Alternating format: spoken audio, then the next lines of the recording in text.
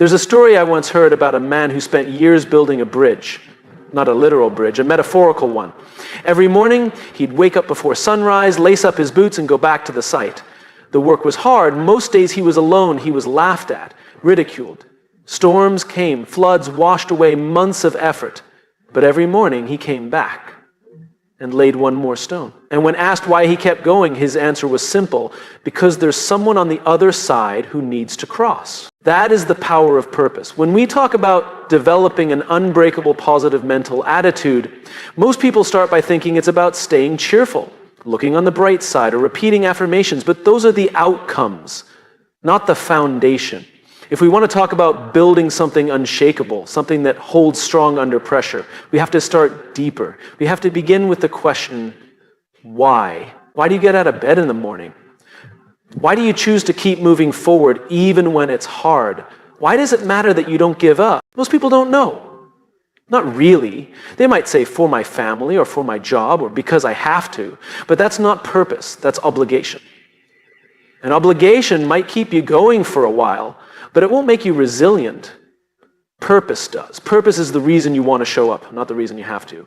And it's that want to, that deep inner drive that gives rise to a mental attitude no setback can defeat. People with unbreakable positivity don't see life through rose-colored glasses. They see it fully, the pain, the uncertainty, the disappointment, and still choose hope. Still choose progress, still choose to believe there's something worth fighting for. But they don't make that choice because it's easy. They make it because they know their why. Think about a time when you were completely lost, mentally, emotionally, maybe even spiritually. And now think about what helped you find your way back. I promise you it wasn't a quote on the internet. It wasn't some surface level motivational video. It was something or someone that reminded you of your reason, something that reconnected you to meaning.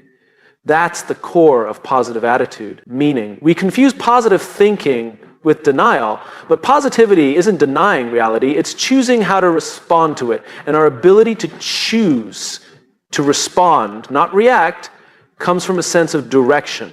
That direction is purpose. And there's a reason that in the most grueling military training in the world, like Navy SEAL Bud/S, they don't just test physical strength, they test the why.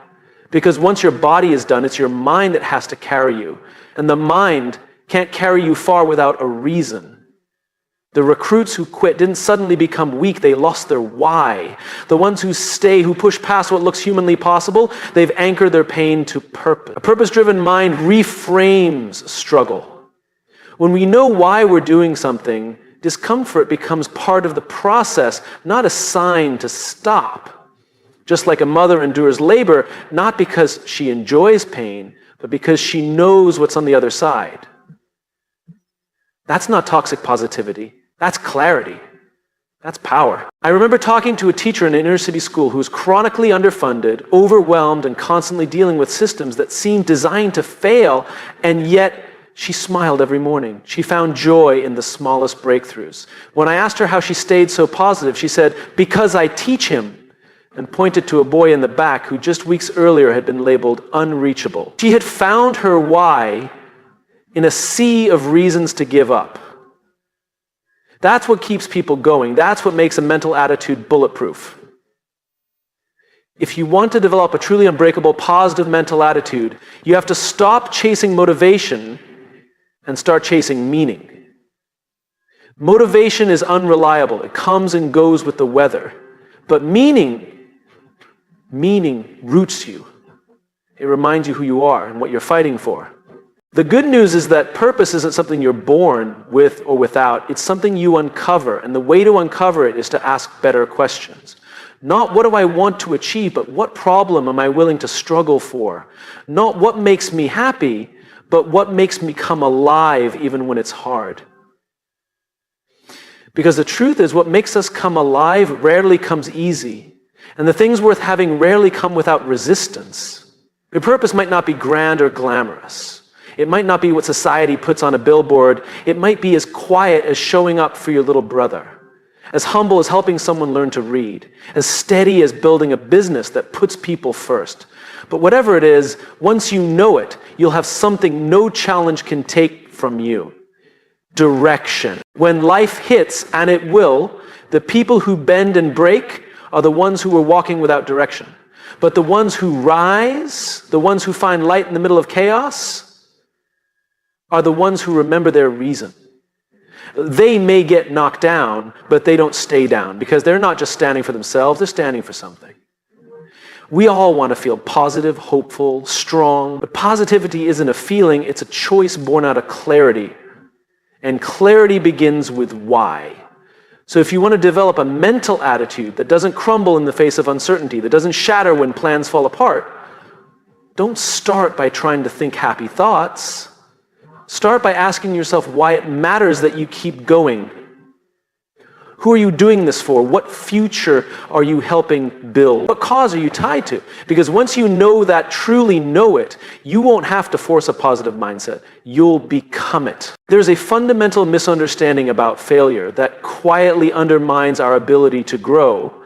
We've been taught, consciously or not, that failure is something to be avoided, something shameful, a mark of weakness. But what if that's the wrong lens entirely? What if failure isn't the opposite of success, but the raw material it's made from?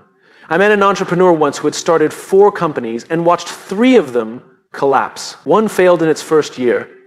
The second crumbled due to a flawed partnership. The third made it to market only to be outpaced by a faster, leaner competitor. And yet, when you spoke to him, there wasn't a trace of bitterness in his voice. There wasn't even regret. In fact, he called those failures the tuition I paid to learn how to build something real. That mindset didn't come from blind positivity. It came from a decision, the decision to redefine failure. When we're young, we're rewarded for getting it right. The gold star, the A+, the praise. We learn that success equals approval. And so we grow up terrified of getting it wrong. But here's the truth that no one tells us early enough. If you're doing anything meaningful, anything worth your energy, your heart, your life, you will fail along the way. It's not a flaw in the journey, it is the journey. The people we admire most didn't get there by avoiding mistakes. They got there by refusing to be defined by them. Look at anyone who's done something impactful. A leader, an artist, a builder, a parent. And beneath their story is a pattern of falling down and getting back up. Over and over again. And here's the powerful distinction. They didn't see those moments as defeat. They saw them as instruction. Failure is not the end, it's feedback.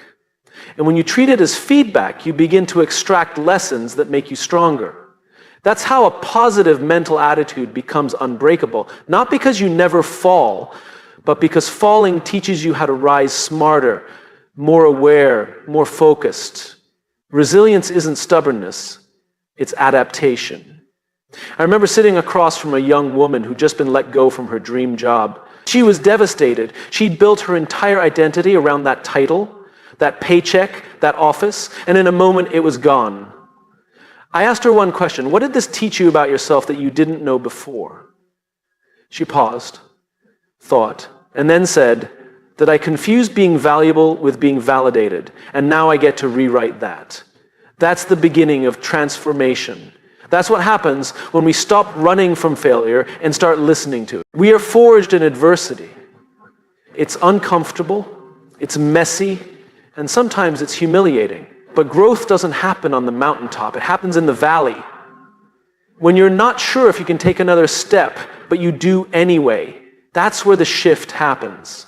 And that shift is what makes a positive mindset real. Not shallow optimism, but a grounded belief that even this can shape me into something better. When adversity hits, most people ask, why is this happening to me? But the stronger question is, what is it trying to teach me? Because when we reframe failure from punishment to process, we change our relationship with it entirely. It becomes a partner, not a threat. The irony is that the more we avoid failure, the more fragile we become. Like muscles that never experience resistance, we weaken. But when we embrace challenge, not recklessly but intentionally, We build strength, mental strength, emotional durability. And those qualities are the foundation of true positivity, not the kind that pretends everything's fine, but the kind that says, this hurts, and I'm still going. Think about the people you trust most, the ones you go to when things fall apart. They're not the ones who've never failed. They're the ones who've been through hell and came back wiser, calmer, more compassionate. Why?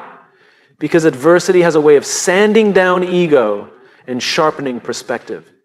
It makes you more human, and being deeply human is where real strength lives. In one of the worst years of my life, when everything I had built professionally fell apart, I remember waking up with this crushing sense of failure. Not just that I had failed, but that I was a failure. That's a dangerous conflation, and one we all fall into. We begin to confuse the event with our identity, but they're not the same. Failing doesn't mean you are a failure. It means you're learning something that couldn't be learned any other way. And when I finally stopped running from that truth, when I faced the rubble of my own decisions, I discovered something unexpected. A new clarity, a new humility, and strangely, a new strength. Not the loud kind, the quiet kind, the kind that says, I've been knocked down before, and I know how to get back up.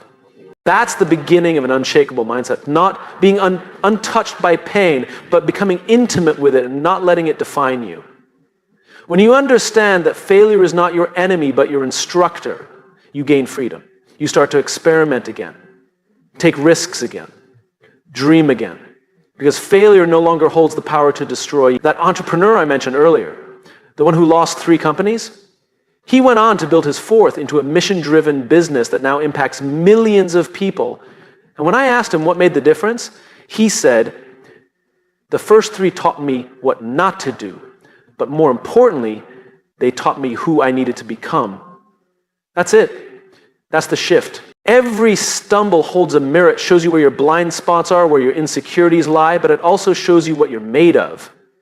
And the more times you walk through failure and come out standing, the more you realize you can face anything. That's the forge. That's where character is built, where optimism becomes grounded, where your positive mindset stops being conditional and becomes part of who you are. So if you want to build an unbreakable positive attitude, don't avoid failure, invite it. Learn from it, grow through it, let it break what needs to be broken, your ego, your assumptions, your illusions, and let it refine what needs to remain. Your courage, your integrity, your why. Because in the end, failure isn't something to fear, it's something to thank. There's a moment in everyone's life where they think they're the problem. They're trying their best, they're staying disciplined, they're saying the right things, doing the work, reading the books, and still they're stuck, frustrated, worn down in the edge of burnout. And in that silence, a dangerous idea creeps in. Maybe I'm just not good enough. But most of the time, it's not them. It's the room they're standing in. It's the people around them. It's the conversations they're absorbing without realizing it. The truth we don't hear often enough is this: your environment is either reinforcing your strength or eroding it. Your mindset is not just an internal project. It is built, challenged, and shaped by who you surround yourself with. If you want to build a positive mental attitude that holds up under pressure, you have to be radically intentional about your inner circle. There was a young man I mentored years ago, brilliant, talented, creative. He had a fire in him, that hunger to do something meaningful.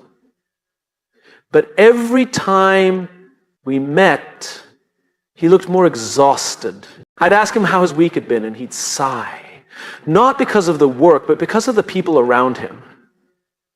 Friends who mocked his ambition, colleagues who tore others down just to feel powerful, a family that encouraged safety over passion. And one day I asked him a simple question. How do you expect to stay lit if everyone around you is pouring water on your fire? That was the moment he realized something profound. Positivity is not sustainable in isolation. It needs reinforcement. And so does resilience. We talk so much about self-discipline, grit, mental toughness. And yes, those matter. But even the most self-driven person eventually breaks down if they're constantly surrounded by negativity. Not because they're weak, but because no one is immune to the weight of toxic influence over time. That's how strong minds erode. Not in one blow, but in daily exposure to voices that plant doubt, mock growth, and drain energy. There's a powerful study where researchers observed how the behavior of a single negative person in a group could bring down the performance of an entire team, not because that person was louder or smarter, but because negativity spreads faster than hope. It's contagious, but so is strength, so is encouragement, so is belief. And that's the invitation. Build a circle that reflects who you want to become, not who you're afraid to leave behind. People often think loyalty means staying in every relationship you started with, but real loyalty is to your growth, to your values, to your purpose. The truth is, not everyone can go with you. And that's hard, especially when it's people you've known for years. But if someone is constantly undermining your progress, with sarcasm, with doubt, with silence when you need support, you have to ask yourself, is this connection helping me become more of who I am or less? You don't need 100 people in your corner. You need a few real ones. The ones who challenge you when you're making excuses, who remind you what you're capable of when you forget, who see the person you're becoming and speak to that version of you, even when you're not there yet. One of the most powerful moments in any person's growth journey is when they realize that energy is more important than approval, that you don't need everyone to agree with you, like you, or even understand you, but you do need people who energize you. Because energy builds momentum, and momentum builds belief. I worked with a CEO once who was struggling to lead with vision. Every strategy session felt flat. Every bold idea was met with resistance. His executive team, though brilliant, had become a culture of caution. We can't do that. That's not how it's done. It's too risky. And I asked him, what would happen if you changed the room, not just the plan? So he did. He brought in new energy, new minds, people who weren't afraid to ask, what if? Within a year, that company had not only grown, but it had rekindled something more valuable than profit, purpose. Sometimes the breakthrough isn't a new tactic, it's a new table. Look around your life. Who do you spend the most time with? What are those conversations doing to your mindset? Are you being pulled forward or held in place? Are your ideas being nurtured or mocked? Are your values being affirmed or slowly compromised? You can't build an unbreakable positive attitude while staying surrounded by people committed to seeing the worst. It's like trying to stay dry in a downpour while standing still. You either move or you get soaked. This doesn't mean cutting people off harshly or turning cold. It means recalibrating proximity. You can still love people from a distance, still care about them, but your mental environment is sacred. If you want to lead, if you want to grow, if you want to remain strong in the storms of life, then you need voices around you that protect your fire, not extinguish it. Find people who remind you of your why, who speak life when you doubt yourself, who celebrate your wins and hold you up in your losses, who don't just agree with you but challenge you in a way that sharpens, not shames. Those are the people who help build something unshakable inside you. Because it's not just what they say, it's who they are. Their presence reminds you of who you are. We become like the people we spend the most time with, not immediately, but inevitably. That's not a cliche, that's neuroscience. Mirror neurons, emotional resonance, culture. And if that's true, then the single greatest investment you can make in your mindset isn't just what you read or what you say to yourself, it's who you allow into your daily orbit. You want to develop a mental attitude that doesn't bend under pressure. Build it on purpose. Reinforce it with people, because a strong mind in a toxic space will always lose to time. But a mind that is surrounded, supported, and seen, that's the kind of strength that lasts. There's a voice that speaks to each of us every single day. It starts the moment we wake up. Sometimes it whispers, other times it shouts, but it's always there in the background of our thoughts, shaping how we see the world and how we see ourselves. That voice is the story we tell ourselves. And here's the truth most people miss. Your attitude doesn't begin with your circumstances, it begins with your story. Most people believe their mindset is a reaction to the world around them. That if life is good, they'll feel strong. If things go wrong, they'll feel weak. But that's not how it works. Our thoughts, our focus, our outlook, all of it starts with the meaning we assign to what's happening. Two people can go through the exact same situation and walk out of it with completely different mindsets.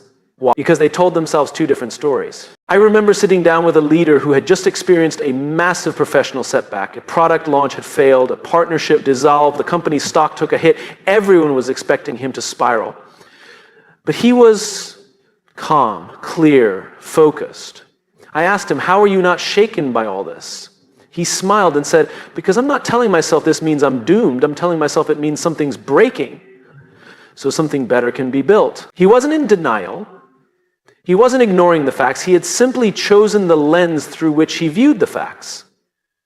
And that choice changed everything. Because when you control the narrative, you reclaim the power to respond instead of react. We've all experienced moments when life catches us off guard. A relationship ends, a door closes, a plan fails. And immediately the voice starts, I'm not enough, I always mess up. This is just like before. These stories aren't always logical, but they're deeply emotional. And if we're not careful, we start to live as if they're true. But they're not. They're just stories. And stories can be rewritten.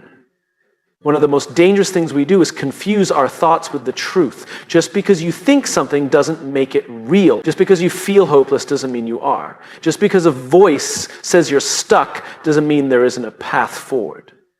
The power lies in stepping back, pausing long enough to ask, is this story helping me or harming me? I met a young woman once who had been through an incredibly difficult chapter in her life. She had lost her job, her home, and was struggling with anxiety.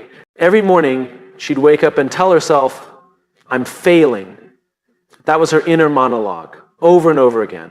Until one day, she asked herself, what else could this mean? And she realized maybe this wasn't failure. Maybe it was a transition.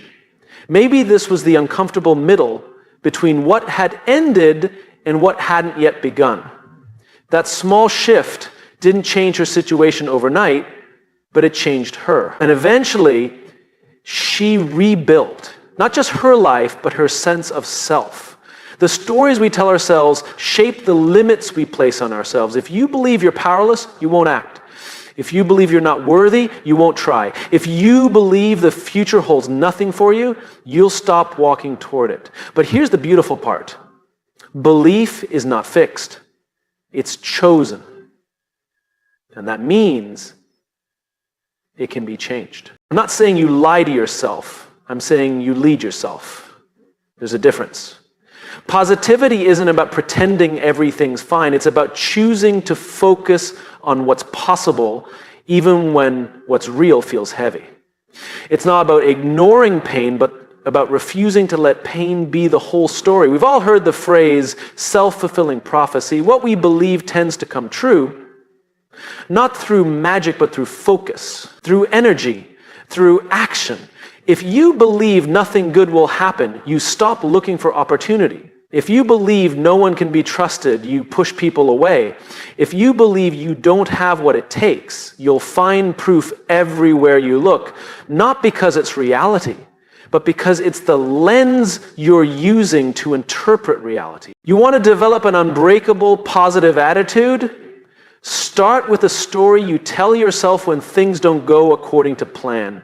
That's the moment it matters most. It's easy to be positive when life is smooth, but the real test is what you say to yourself when it's not. The most successful people I've met, not just in business, but in life, are masters of the internal narrative. They've trained themselves to find meaning in the mess, not toxic positivity, but grounded interpretation. They ask better questions. What can I learn from this? How can this grow me? What is this making possible that wasn't possible before? That kind of thinking doesn't come naturally. It's not instinctive. It's trained. It's repeated. It's built over time, like a muscle. And the more you practice it, the stronger your mindset becomes. Not because life gets easier, but because you get more skilled at navigating it. I once kept a journal for 90 days. Every night, I'd write down the hardest part of my day and then challenge myself to write a better story about it. One that didn't ignore the pain, but gave it meaning. One that didn't just dwell on the problem, but explored what it might be making room for. By day 90, I hadn't eliminated difficulty from my life, but I had changed the tone of the voice in my head. And that changed how I felt, how I showed up, how I led. It doesn't take years to shift your narrative. It takes intention. It takes attention. Every time you catch yourself spiraling into an old story, pause. Ask, what am I telling myself right now? And then ask, is there a better way to see this that still honors the truth but fuels growth instead of fear?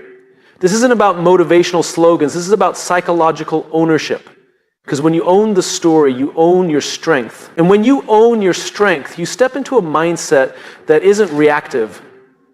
It's resilient.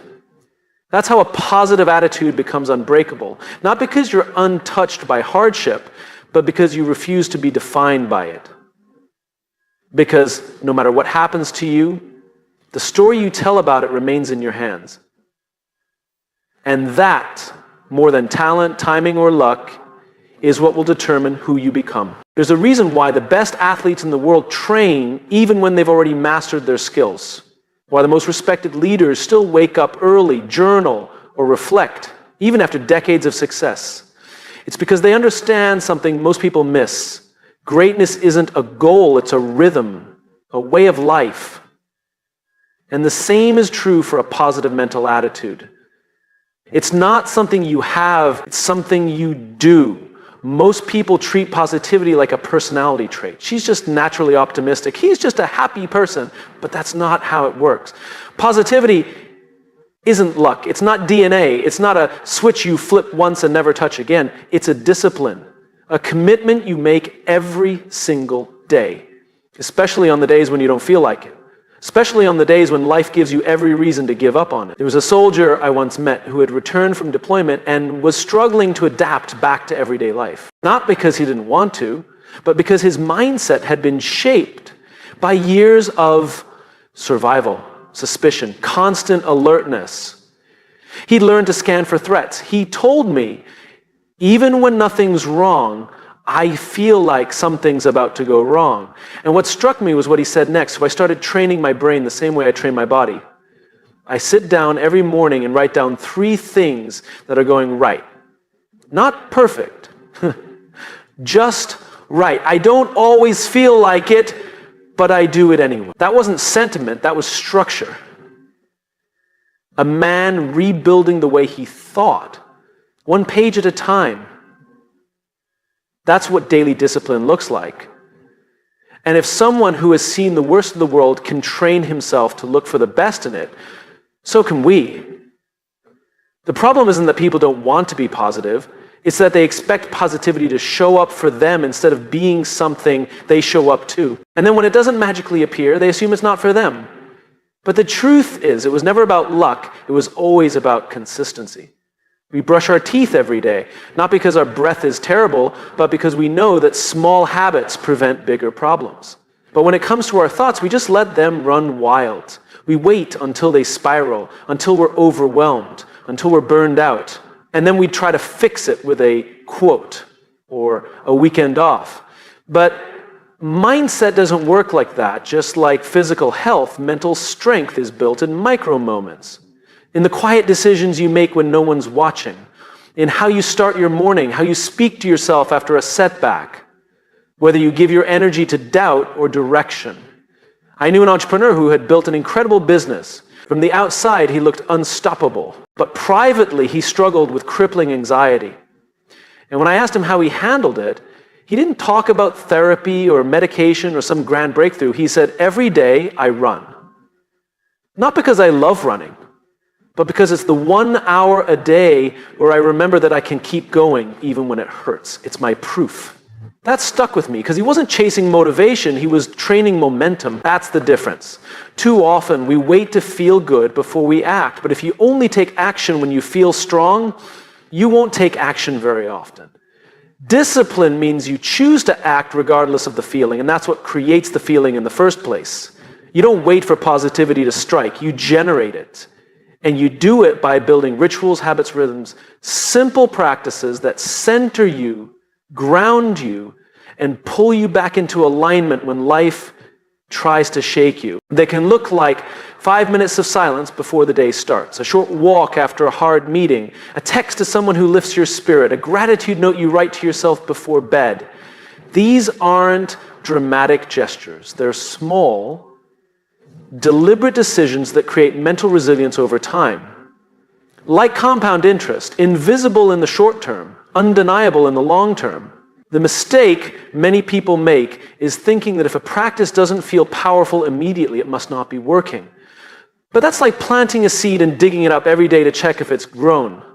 Real change is quiet. It happens in layers. It happens in repetition. And the people who develop a truly unbreakable mindset are the ones who trust the process long before the results show up. There's a story about a sculptor who was asked how he created such a beautiful statue out of a rough, solid block. He said, "I just chipped away everything that wasn't the statue."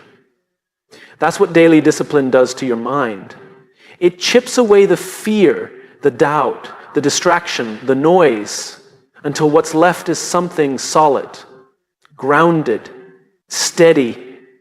And no, this doesn't mean you won't have bad days. This doesn't mean you'll always be smiling or that everything will feel light. It means that even on the hard days, you have structure, a path, something to come back to when the wind picks up. Because positivity isn't about pretending the storm isn't real. It's about knowing you've built something strong enough to stand inside it. And here's the thing. The world needs people like that. People who don't just react to culture, but create it. People who walk into rooms and lift the atmosphere, not because they're pretending, but because they've trained for it. They've done the work. They've practiced the discipline of strength, optimism, and presence, even when it was inconvenient. So the question isn't, how do I stay positive when life is hard? The question is, what am I doing daily to make sure my mind is strong before the hard days even come? You won't always control the external chaos, but you can design your internal climate. And that starts with what you repeat, not just what you read. What you rehearse, not just what you react to. In the end, positivity is not a finish line. It's a way of traveling. And the way you travel, your posture, your perspective, your pace, is determined not by what you hope for once, but by what you commit to daily. That's the kind of mindset that can't be